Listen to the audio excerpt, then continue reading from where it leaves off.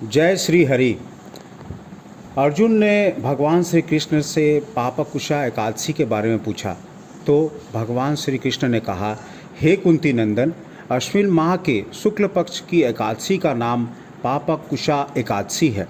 इसका व्रत करने से सभी पाप नष्ट हो जाते हैं तथा व्रत करने वाला अक्षय पुण्य का भागी होता है।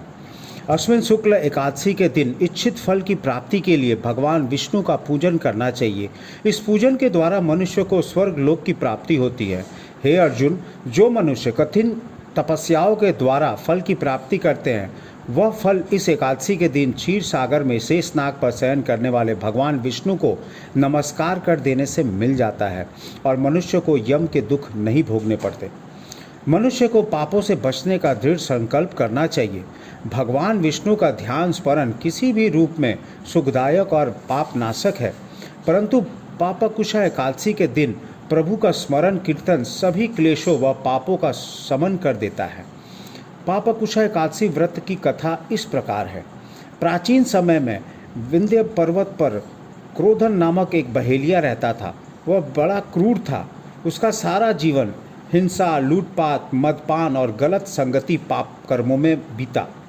जब उसका अंतिम समय आया तब यमराज के दूत बहेलिये को लेने आए और यमदूत ने बहेलिये से कहा कि कल तुम्हारे जीवन का अंतिम दिन है, हम तुम्हें कल लेने आएंगे।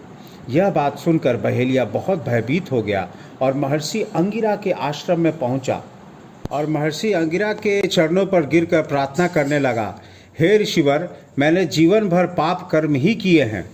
कृपया कर मुझे ऐसा उपाय बताएं जिससे मेरे सारे पाप मिट जाएं और मोक्ष की प्राप्ति हो जाए।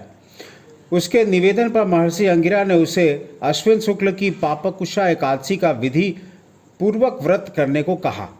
महर्षि अंगिरा के कहे अनुसार उस बहेलिये ने यह व्रत किया और किए गए सारे पापों से छुटकारा पा लिया और इस व्रत पूजन के बल से भगवान की कृपा से वह विष्णु लोक को गया। जब यमराज के यमदूत ने इस चमत्कार को देखा तो वह बहेलिये को बिना लिए ही यमलोक वापस लौट गए। जय श्री हरि।